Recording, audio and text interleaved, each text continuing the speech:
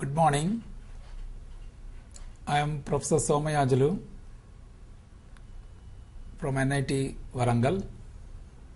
In the earlier lecture, we introduced the importance of data pre-processing for building a data warehouse. In this lecture, we discuss different topics which are very widely used while pre-processing the data. They are data transformation, data reduction, data integration, data discretization, and concept hierarchy generation. So the first topic is data integration and transformation. By understanding this topic, you are able to understand how to change the data from one form to other form. We also critically examine how correlation analysis is useful in detecting the redundancy among the data values. Data integration. The sources may include databases, data cubes, flat files, etc. When we combine the data from multiple sources into a coherent source. In fact, this coherent source we call as data warehouse. So while integrating the data, we use the integration of metadata first, which we call as schema integration. For example, there can be different names exist across two different sources for the same attribute. Customer ID name used to identify the customer in source A and customer number is used to identify the customer in source B. In such situations, without understanding the schema representation of the two sources, it is very difficult to integrate the sources. So that is why schema integration is very important here. In order to resolve the errors while integrating the data, metadata is widely used. The metadata is also used to help to transform the data. In fact, not only data warehousing but also data mining often requires data integration to find the frequent patterns from a large available data. It doesn't mean all sources are same type when we integrate the data from multiple sources. The sources may be different. Therefore, we need to combine them into a single schema. So there are several issues. As I mentioned, schema integration is one issue. We need to identify a strategy while combining the sources. The problem of entity identification is very much essential here while integrating the sources. In fact, this is a strategy used to combine the data. We use name equivalence to combine, but how can we equivalent real world entities data sources be matched? So the matching is generally done by using entity identification. For example, customer ID in one database and customer number in another database refer to the same database. How exactly a computer or data analyst do compare? As I said earlier, to solve such problem, we use the metadata. Because the metadata keeps the details of each attribute like name, meaning of the attribute, the type of the attribute, range for the attribute values, and the null values. Such metadata helps to avoid errors while integrating the schema. During integration, we should also see that the data is not duplicated. Suppose if the data is duplicated, it leads to redundancy. So which can reduce the efficiency and leads to inconsistency. Therefore, redundancy is also needs to be controlled. When the attribute values are different for same real world entity, then how do we decide whether it is redundant or non-redundant? So, detecting and resolving data value conflicts is also an important issue which needs to be considered into account while integrating the data. Because the same real world entity may have different attribute values in different sources.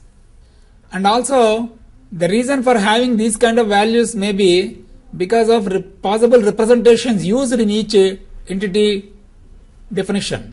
For example, units may be represented in metric units in one source, whereas British units in another source, but both represent the same kind of data values. So how do we handle the redundancy in the data integration? Redundant data is an important issue that need to be taken into account while integrating the data. Inconsistencies in attributes dimension naming can also cause redundancies in the resulting data set. If an attribute is derived from the other attributes, then the derived attribute is called redundant. For example, date of birth and age are two attributes present in a database. Age can be derived from the date of birth. Therefore, we can consider age as a redundant attribute. Then the question is, how do we detect whether the attribute is redundant or not? So to detect such redundancies, we generally use the concept called correlation analysis. That means to say, correlation analysis is useful in detecting the possible redundancies. Careful integration of data from multiple sources may help in reducing the redundancy or avoiding redundancies and inconsistencies. So ultimately it improves the mining quality and the speed to mine the result. That means performance of mining gets improved.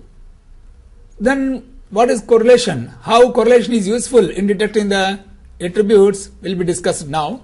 Now the question is, how do we determine such coefficients? The correlation coefficient always lies between -1 and +1.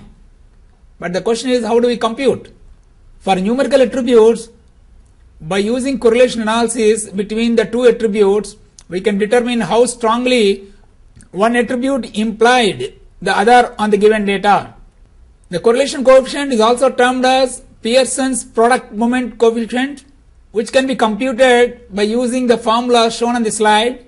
The correlation coefficient is denoted by a symbol R. Here A and B are the attributes. N is the number of tuples. A bar is the mean of A. B bar is the mean of B. Sigma A and sigma B are standard deviations of A and B respectively. And sigma AB is the sum of the cross product of A and B. By using this formula, when we compute the correlation coefficient, this coefficient value tells about what kind of relationship exists between the one set of values, say A, with the another set of values B. The higher the correlation value, the stronger the correlation. It means that the more each attribute implies the other.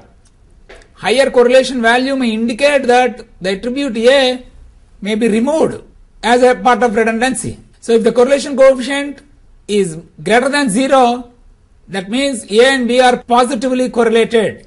Positively in the sense, A's values increase as B value increase. That's why we call this as the higher the value, the stronger the correlation.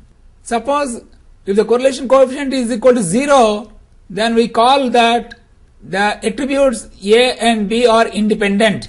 That means they are not correlated. And the correlation coefficient is negative, then we say that A and B are negatively correlated. Means that each attribute discourages the other. In fact, we can also use scatter plots to view the correlations between the attributes. Now for categorical data, we can use chi-square test to determine the correlation. For categorical, that means the discrete data, a correlation relationship between the two attributes A and B can be determined by chi-square test. Suppose if the attribute A has C distinct values, say A1, A2, etc., AC, the attribute B has R distinct values, say B1, B2, BR. The C values of A making up the column and the R values of B making up rows. By using the formula shown on the slide, chi-square can be computed by using the counts, right? So the total values of A is equal to A, how many are there, with the product of count of B is equal to B.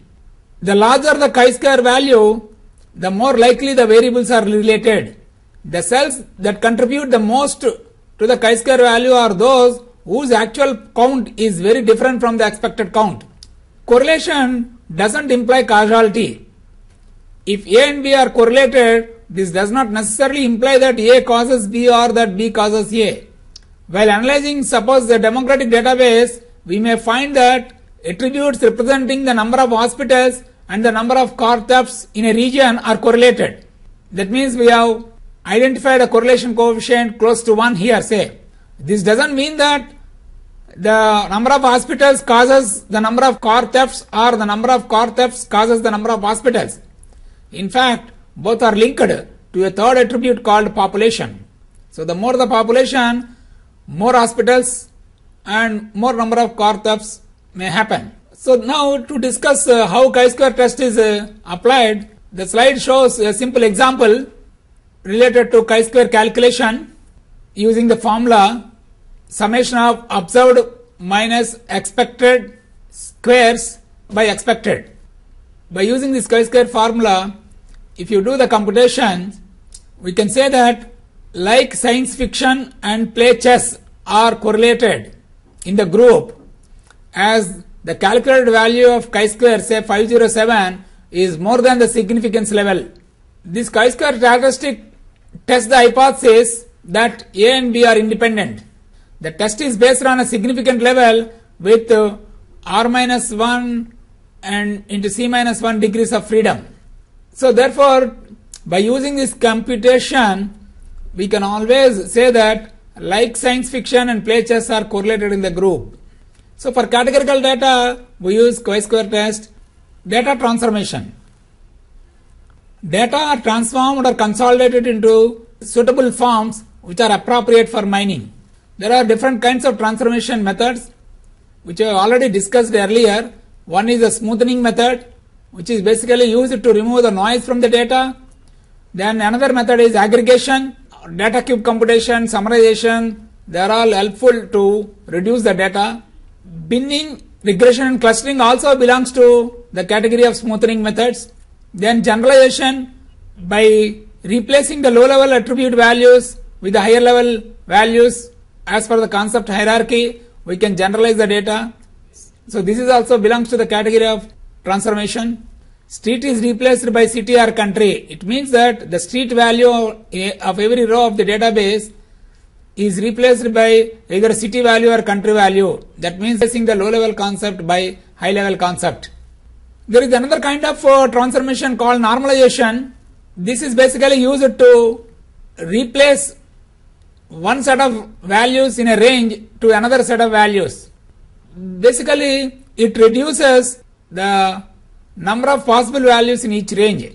The popular methods used for normalization are minimax normalization, z-score normalization, and normalization by decimal scaling.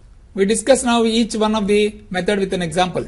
Minimax normalization is one kind of transformation which belongs to the category of linear transformation. The original data given in a range is replaced with new data set of values. Suppose min and max are the minimum and maximum values of an attribute A, then the min and max maps a value V of A to a value V dash in the new range. New min A, new max A. For example, income ranges between 12,000 to 98,000 are normalized to interval 0 to 1. So the normalization is done by using the formula. We know that minimum for A is 12,000, maximum of A is 98,000, new min A is 0, new max A is 1. And the value 73,000 is replaced to a value V dash in the range 0 to 1 by using the formula shown on the slide. If you substitute all the values in this formula, we get a V dash as 0.76. That means the value 73,000 which belong to the range 12,000 to 98,000 is replaced to 0.76 into the new range of interval 0 to 1. So this transformation definitely reduces the number of possible values from a given range to a new range. There is another kind of transformation called Z-score normalization. This is also termed as zero mean normalization because we are taking the deviation above the mean. Mean is represented here by mu and sigma is the standard deviation. Suppose mu is 54,000 and sigma is 16,000, then V dash for a given V 73,600 can be replaced with 1.225. So the values, that means here the values of the attribute A are normalized based on the mean and standard deviation of the attribute A. The third kind of method is called normalization by decimal scaling. Here every value of V is divided by some number 10 to the power of j, where j is the smallest integer such that maximum of V dash is less than 1. The j gives the index such that maximum of V dash is less than 1. So in that fashion we can replace every value of V into a V dash by taking the ratio of V with 10 to the power of j. So these data transformation methods, we can transform the data from one form to another form into a new interval, and this is definitely reduces the number of distinct values for each attribute. We also discussed in this topic how to integrate the data and how to resolve the schema integration problem. So basically both the methods ultimately gives you to detect the inconsistencies among the data values and also to identify what kind of redundancy exists among the data values. So in a way, correlation coefficient for numerical data as well as categorical data is helpful in detecting the redundancy. The next topic, data reduction. Data reduction is a reduced representation of the data set that is much smaller in volume but yet produce the same analytical results or almost the same analytical results. A database or a data warehouse consists of terabytes of data. In order to make complex data analysis practical or feasible, there is a need to reduce the use amounts of data for ready to mine using the concept of data reduction methods. These reduction methods produces a reduced representation of the data which is lesser in volume and maintains closely the integrity of the original data and ultimately produces approximately equivalent analytical results. The various strategies that exist in the literature for data reduction are data cube aggregation, dimensionality reduction, data compression, numerosity reduction, and discretization and concept hierarchy generation. Data cube aggregation. Aggregation operations are applied to the data in the construction of a data cube. It stores multidimensional information. Presence of concept hierarchy help to compute aggregation at multiple levels. These data cubes provide fast access to pre-computed summarized data, thereby benefiting OLAP and data mining. The lowest level of data cube is called base cuboid. The highest level of cuboid is called apex cuboid. So in each data cube, we can have multiple levels of aggregation to reduce the size of the data further. For example, a customer in a phone calling data warehouse. For this data, we can build the data cube by individual entities of interest, and by applying the aggregation, we can find different kinds of aggregations using the customer phone call data warehouse. In this approach, aggregation operations are applied to the data for building data cube. But in fact, data cubes are multidimensional aggregated information. That means it stores different aggregation information.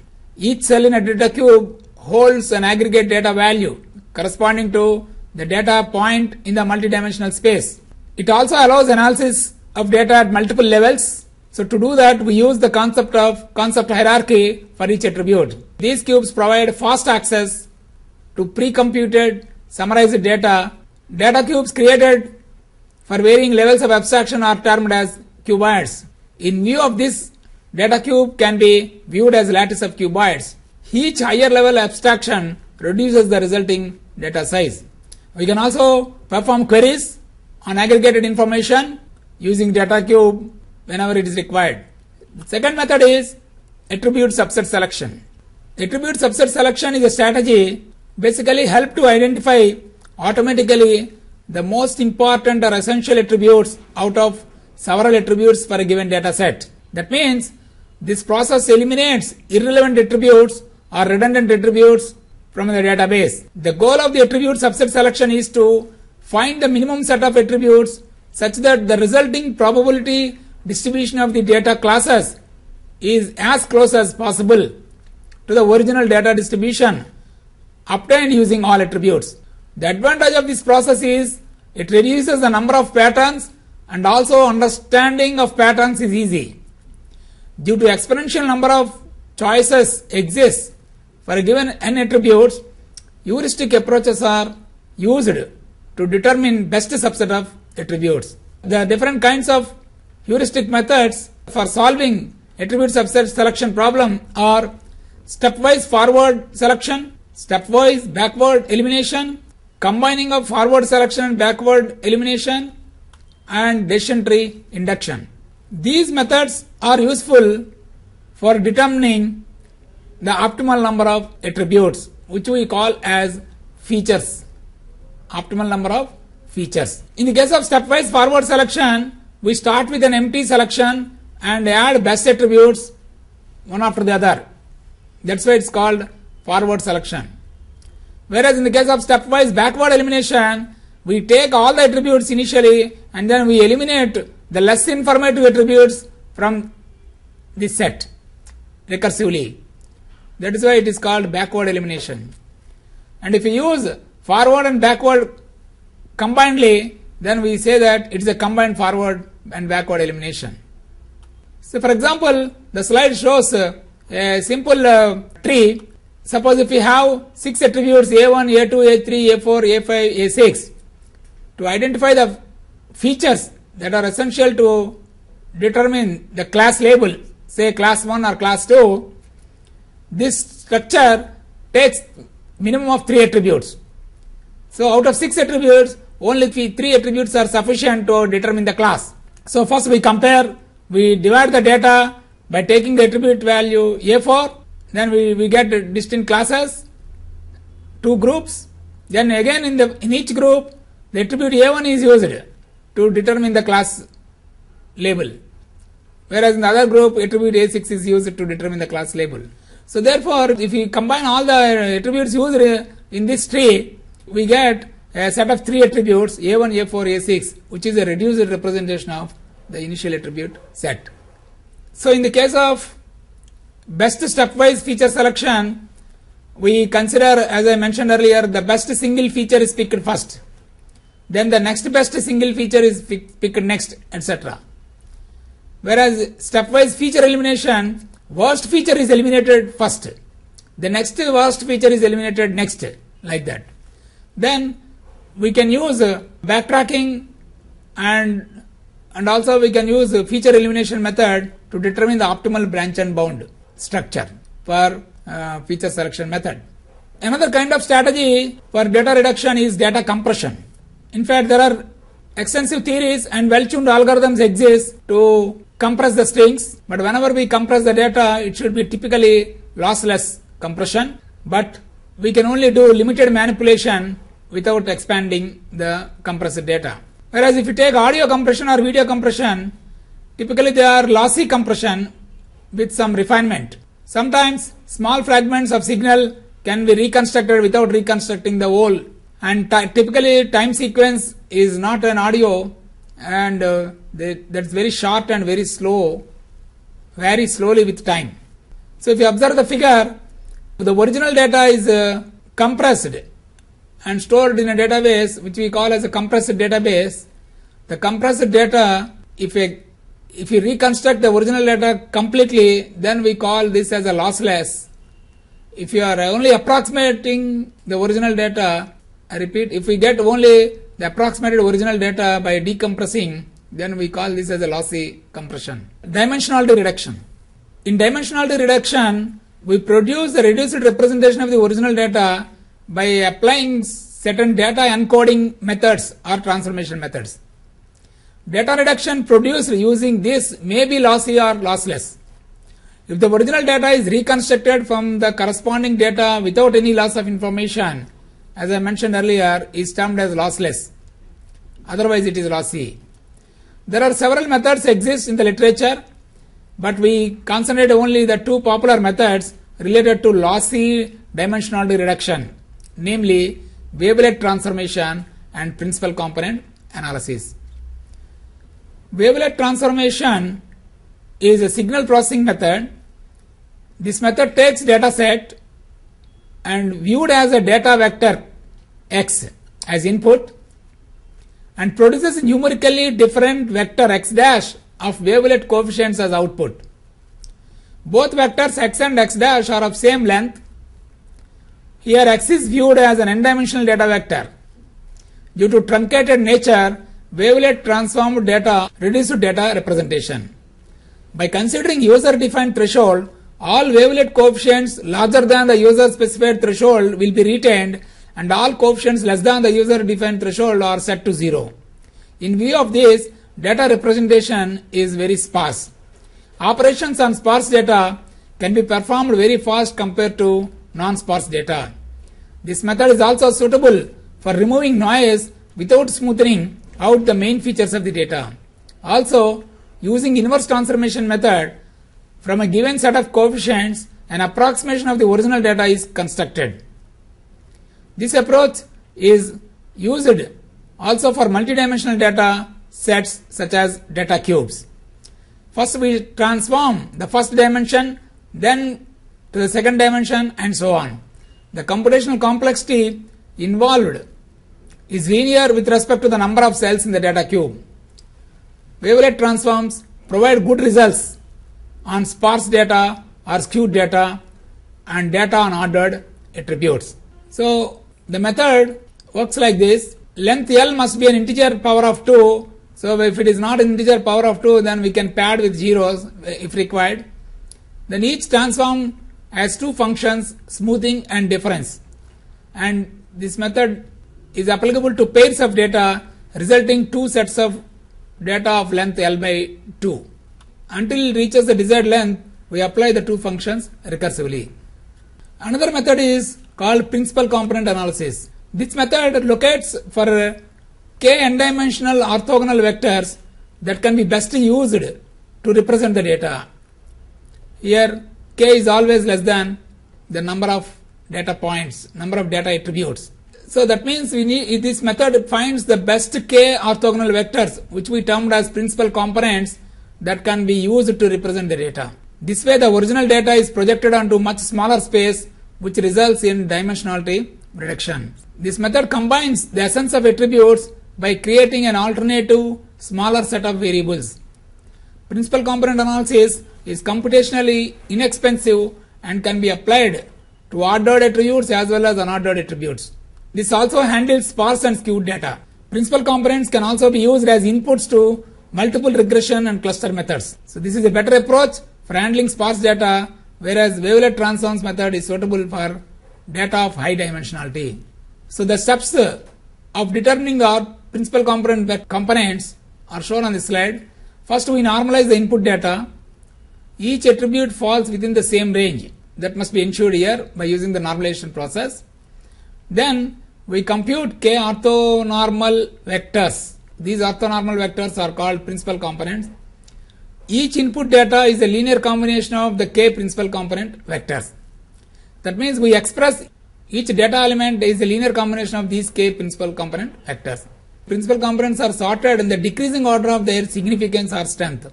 Since already the components are sorted, the size of the data can be reduced by eliminating the weak components. That means those components with low variance gets eliminated. So using the strongest principal components, it is also possible to reconstruct a good approximation of the original data. But of course, this method is very widely used only for numerical data. And also when the number of dimensions are large, we can apply this principal component analysis approach for data reduction. So the slide shows the components, how the principal components identifies the orthonormal vectors. Here there are two vectors which are shown as orthonormal vectors, which we consider as the principal components. Then the next approach is numerosity reduction. This technique also reduces the data volume by choosing alternative smaller forms of data representation, and these are categorized into two ways. One is the parametric method and another is non-parametric methods. In parametric methods, we assume the data fits some model and estimate the model parameters, and finally we store only the parameters and discard the data. Log linear models is an example for parametric method. It obtains a value at a point in an m-dimensional space as the product on the appropriate marginal subspaces. Whereas in the case of non-parametric methods, we do not use any models, but we use histograms, clustering and sampling to store the reduced representation of the data. Regression and log linear models. Data in linear regression, data is modeled by fitting a straight line. While fitting the straight line, we use the popular least square method by considering a condition that the sum of the squares of the error is kept at the minimum. In the case of multiple regression, a response variable y is modeled as a linear function of multidimensional feature vector. So in parametric methods, we store only parameters instead of actual data. So the slide shows linear regression and log linear models. Y is equal to wx plus b. Here we approximate the values of w and b, and then we store only for a given value of x what is the approximate value of y. The two coefficients w and b specify the line and are to be estimated by using the data at hand. That means for a given set of points x1, y1, etc., xn, yn, we estimate the coefficients of w and b in such a way that the sum of the squares of the error is kept at the minimum. Using the least square criterion, we minimize the error. In the case of multiple regression, we have multiple set of variables. Here x1 and x2 are two variables. Y is expressed in terms of x1 and x2.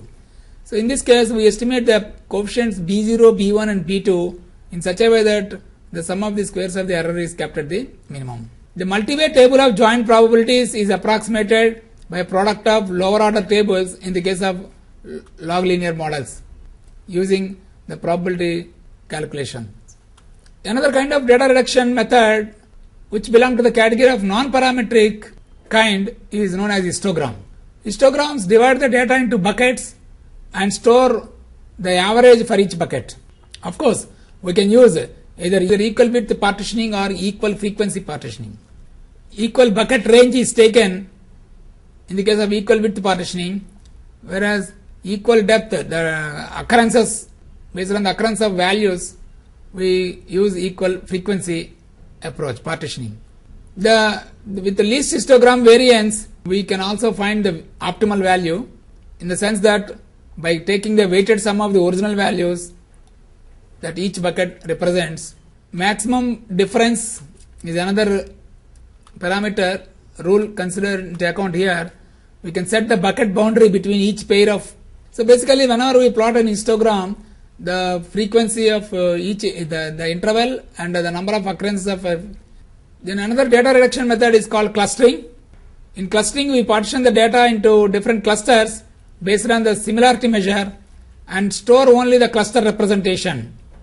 That means centroid and the diameter are basically the two parameters used to represent the cluster. This approach can be very effective if data is clustered but not if data is smeared. Of course, we can also have hierarchical clustering, and we can store these hierarchical clusters in a multidimensional index structure. There are many choices of clustering definitions and algorithms exist in the literature, but ultimately cluster analysis helps you to identify the optimum number of clusters such that all the elements within the cluster are highly similar and the elements across the cluster are highly dissimilar. Another kind of data reduction method is known as sampling. Sampling process obtains a small sample S to represent the whole data set N. This method allows a mining algorithm to run in complexity that is potentially sublinear to the size of the data. So normally we choose a representative subset of the data. Sometimes simple random sampling may have very poor performance in the presence of skewed data. An adaptive sampling approach, one such method is called stratified sampling. In this method, we approximate the percentage of each class or subpopulation of interest in the overall database. This approach can also be used in conjunction with the skewed data. Of course, sampling may not reduce the database IOs. It identifies only a representative subset of the data. With replacement or without replacement. The slide shows the two different kinds of differences. Simple random sample without replacement, whereas simple random sample with replacement. Also use clustering or stratified sampling approaches to determine the reduced representation of the data. Here, for example, the raw data is clustered into 3 clusters, but some of the elements within each cluster are removed by using a stratified sample. So that means you have identified the elements in such a way that all the elements in each cluster provides the reduced representation for all the elements within that cluster. We now discuss the last topic of today's lecture, namely discretization and concept hierarchy. The objective of discussing this topic is to know how to generate the concept hierarchy for numerical data, and also how to generate concept hierarchy for categorical data based on the number of distinct values of attributes in a database schema. Discretization and concept hierarchy methods are also part of preprocessing.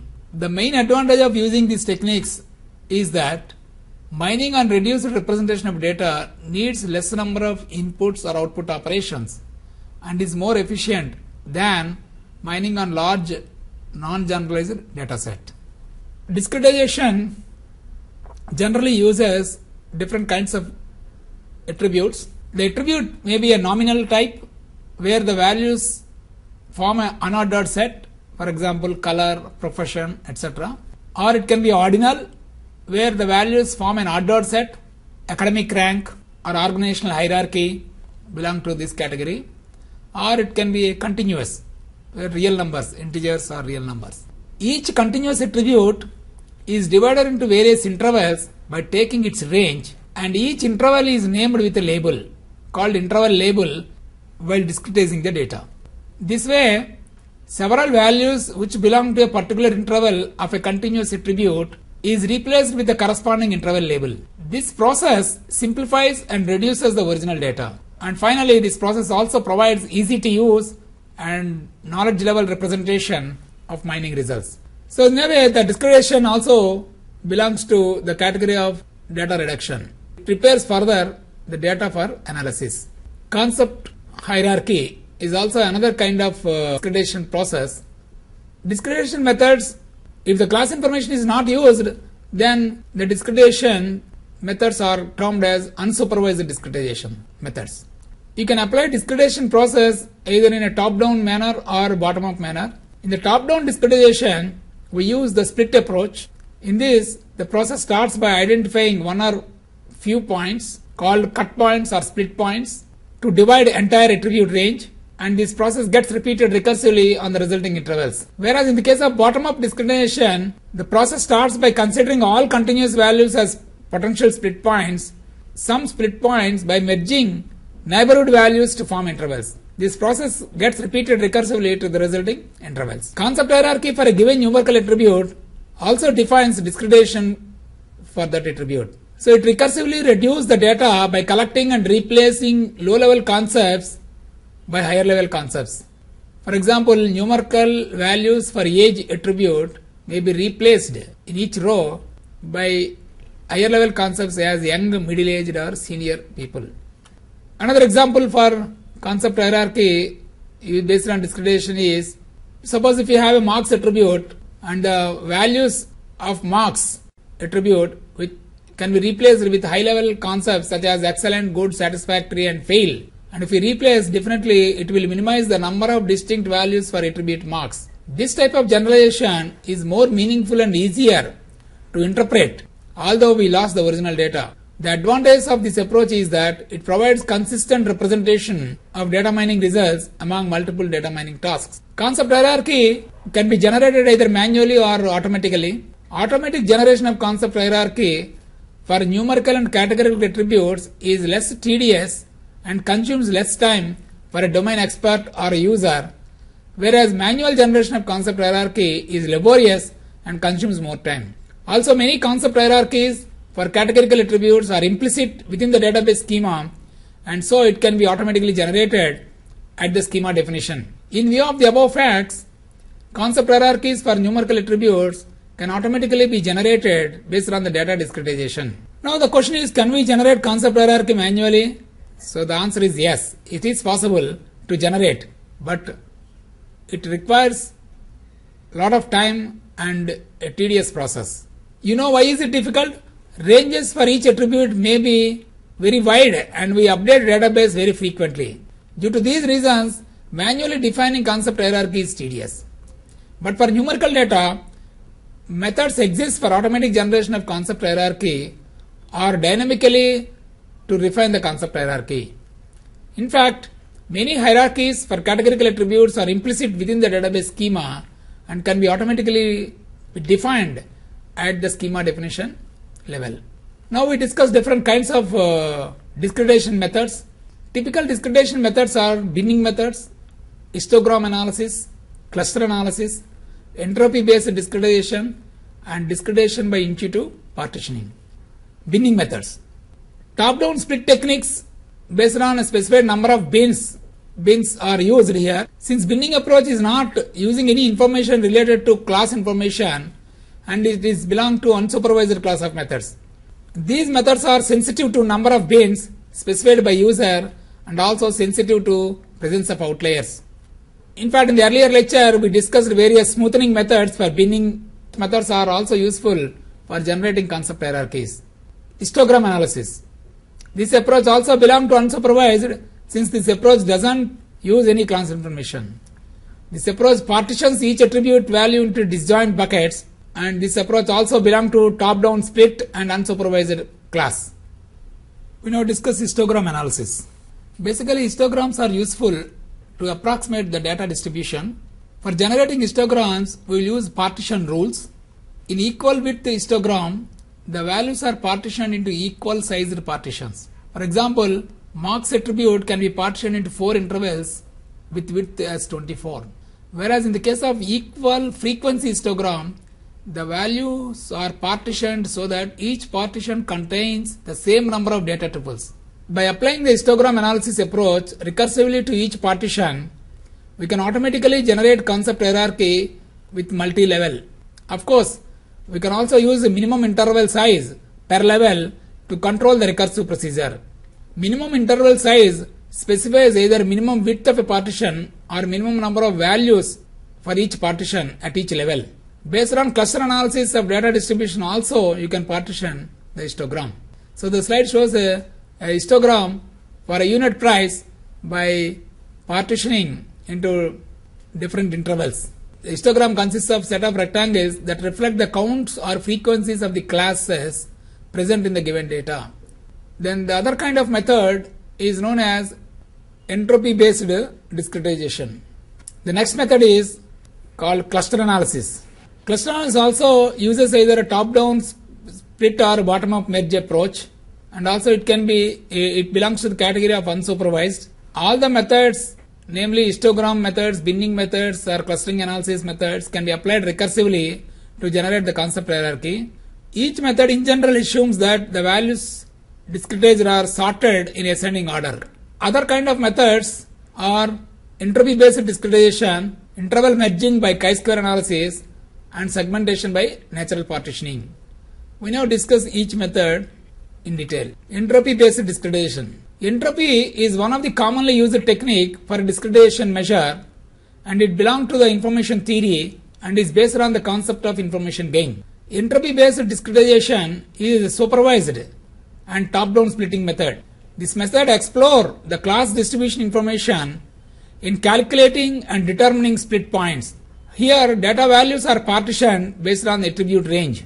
Given a set of samples S, if S is partitioned into 2 intervals, say S1 and S2, using the boundary T, here the boundary T can be considered as a split point, the information gain after partitioning is calculated with the formula shown on the slide. I of S comma T is equal to the ratio of number of values that are there in S1 with the total number of values S with the entropy of S1 multiplied with the entropy of S1 plus the ratio of the total number of values that are there in S2 with the total number of values in S multiplied with the entropy of S2.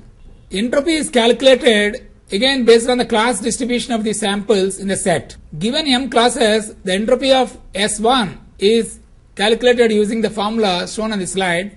Here Pi is the probability of class I in S1.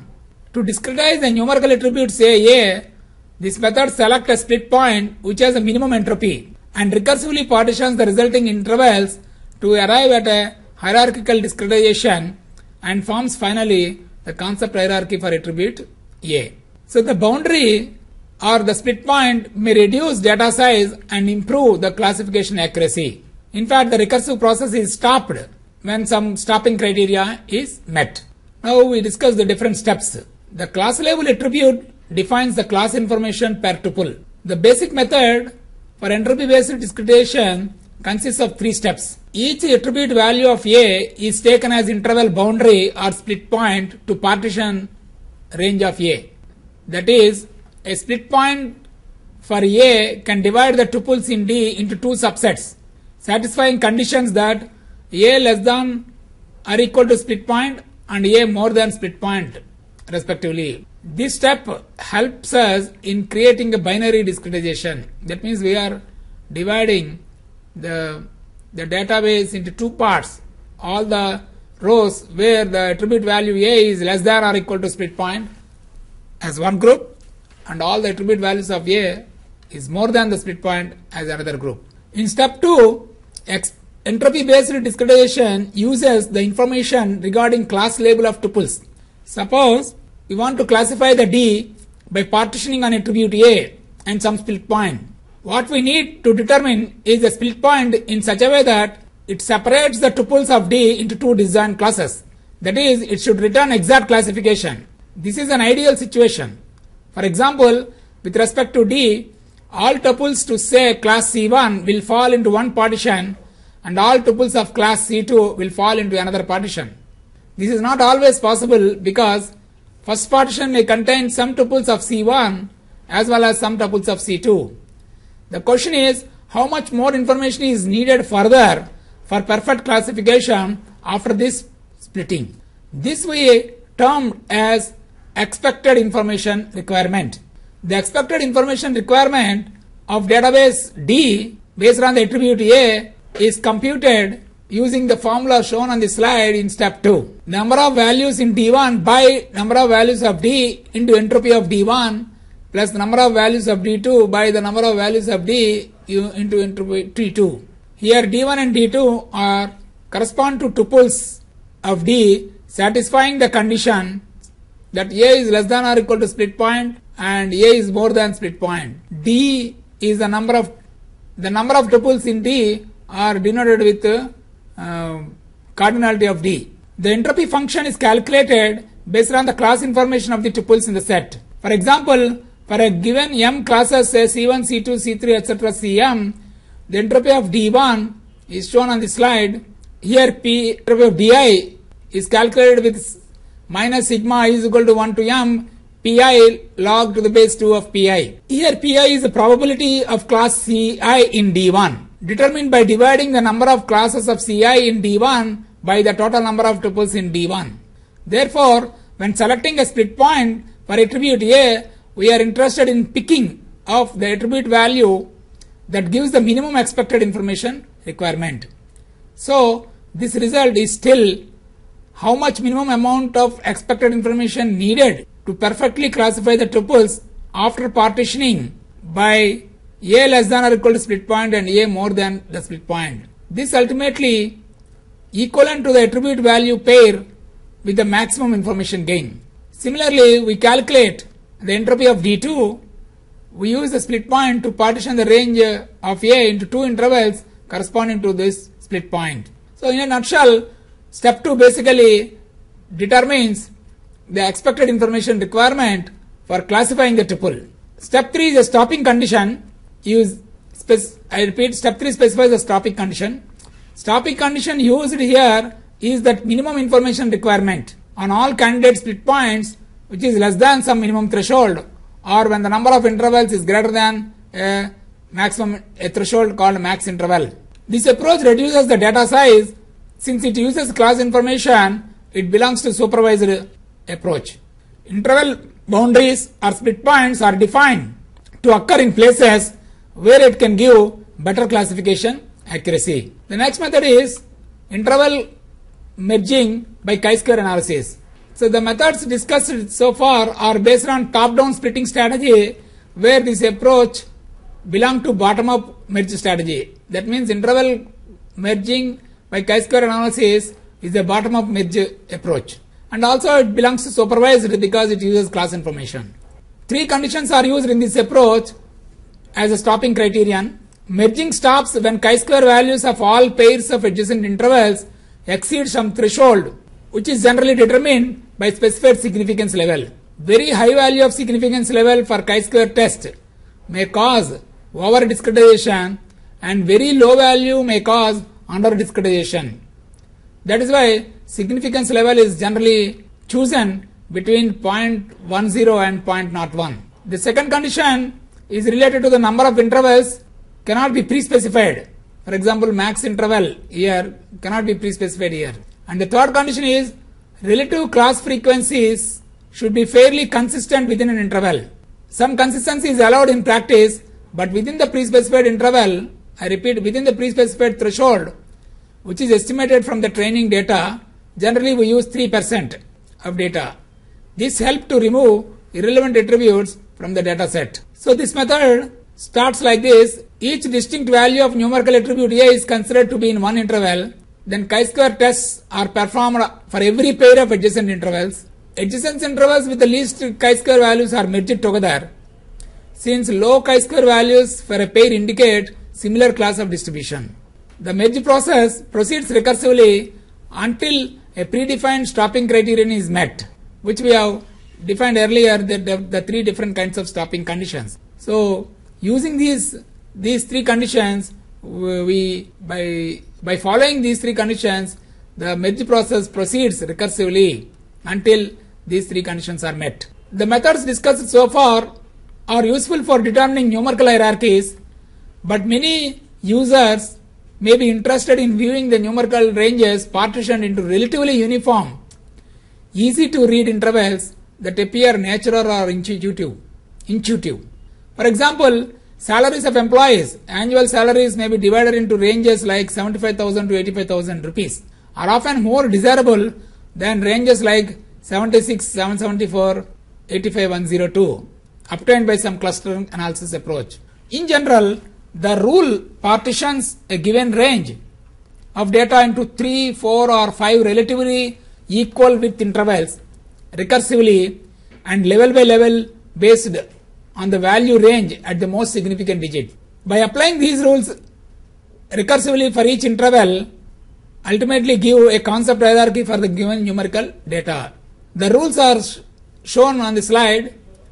If an interval covers either 3 distinct values or 6 distinct values or 7 distinct values or 9 distinct values at the most significant digit, partition the range into 3 equal width intervals for 3, 6 and 9 distinct values and 3 intervals in the grouping of 2, 3, 2 for 7 distinct values. Suppose if it covers 2, 4 or 8 distinct values at the most significant digit, partition the range into 4 equal width intervals. If it covers 1, 5 or 10 distinct values at the most significant digit, partition the range into 5 equal width intervals. So these rules are followed in determining the partitions. Real world data is often tend to contain extremely large positive and negative outlier values. These values may distort any top-down discretization. These values may distort any top-down discretization method based on minimum and maximum data values. For example, annual income of a few people may be several orders of magnitude higher than those of others in the same data set. If you perform discretization on maximal data values, may lead to biased hierarchy. Hence, discretization must be done on some range of data values representing majority of the given data. The extremely high or extremely low values beyond the top level discretization must be handled separately but in a similar manner. That is, we consider data between 50th percentile and 95th percentile of the data. So that means to say we eliminate unnecessary interval with partitions for extreme situations. Suppose a user desires the automatic generation of a concept hierarchy for attribute profit, say. From the readability point of view, we use the notation, interval notation, L comma R represents the interval, open interval LR. For example, minus $10 lakh to $0 denotes the range from minus $10 lakh exclusive to $0 inclusive, to $0 inclusive. Suppose that the data within the 50th percentile and 95th percentile are between the range, say this one and this one. This is the high value and this is the low value. So instead of taking all the data values, extreme values on the left side and the extreme values on the right side are dropped by considering 5th percentile and 95th percentile as low and high values. So we want to partition the data in a natural way, all the profit values which lies between the 5th percentile and 95th percentile data. Using this information, the minimum and maximum values are considered for the attribute profit, and the low 5th percentile and high 9th percentile values to be considered for the top or first level of discretization. By setting the low value as minus $159 and high value as minus 1,838 millions. So in fact these numbers are rounded here. So rounding the low down to the million dollar digit, we get low dash as minus 1 million, and rounding high up to the $1 million digit, we get high dash as plus $2 million. Since the interval ranges over the three distinct values at the most significant digit is 3, the segment is partitioned into 3 equal width segments according to 3-5 rule. So the most significant digit is taken as $2 million minus of minus $1 million by $1 million, that is 2 plus 1, 3 by 1, that is 3. So since the most significant digit is 3, we divide the data into equal width segments according to 3-4-5 rule. Minus $1 million to $0 as one interval, $0 million to $1 million as the second interval, and $1 million to $2 million as a third interval. This represents the top tier of the hierarchy. So this is the top tier of the hierarchy. Top tier of hierarchy is represented here. This interval is decided, the number of intervals is decided based on 3-4-5 rule. By further examining each interval recursively, we can find out different kinds of intervals for each subinterval of step 3. So this way, by recursively using each interval, I repeat, this way recursively each interval can be further partitioned according to 3-5 rule for the next lower level of the hierarchy. So this is an example for numeric concept hierarchy generation by intuitive partitioning. So the intuitive partitioning is done based on these rules only. Concept hierarchy generation for categorical data. Categorical data are discrete data and have finite but possibly large number of distinct values with no ordering among the values exists. Geographic locations, say item types, job categories, they are all examples of categorical data. Several methods exist for concept hierarchy generation for such kind of data. They are grouped into 3 different kinds. In the first method involves a group of attributes. User defines here a partial or total order of the attributes at schema level. For example, location dimension as a concept hierarchy. Set of streets is a city. Set of cities constitute a state. Set of states constitute a country. So some kind of containment relationship is used here to hierarchically organize the several street values of various cities across the states in a country. Whereas in the second case belong to manual definition of a portion of a concept hierarchy. Basically, this type of mechanism is used to define explicit groupings for a small portion of the intermediate level of the data. For example, Andhra Pradesh, Karnataka, Tamil Nadu, they are part of India or southern India. So this is the explicit grouping we are doing of different states of a country, India. In the third method, a user may specify a set of attributes forming a concept hierarchy but omit to explicitly state their partial ordering. In such a case, system generates attribute ordering to construct a concept hierarchy. For example, only street precedes city, not others. So therefore, in such situations, we should have a mechanism to automatically generate the concept hierarchy by analyzing the number of distinct values. For example, for a set of attributes, street, city, state, country, we can analyze how many distinct streets are there, how many distinct cities are there, how many distinct states are there, how many distinct countries are there. So by doing this, by analyzing this, we can find automatically a concept hierarchy generation.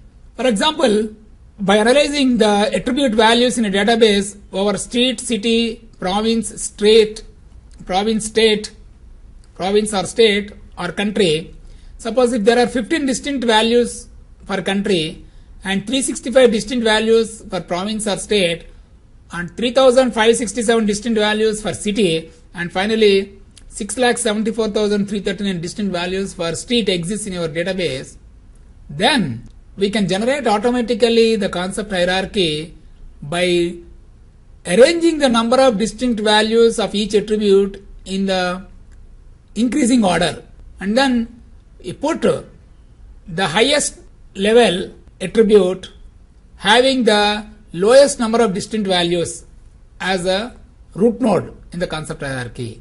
That is, the attribute with the most distinct values is placed at the lowest level of the hierarchy. Here the most number of distinct values that exist for the attribute street. That is why we are keeping at the lowest level. We repeat the process recursively to arrange the hierarchy.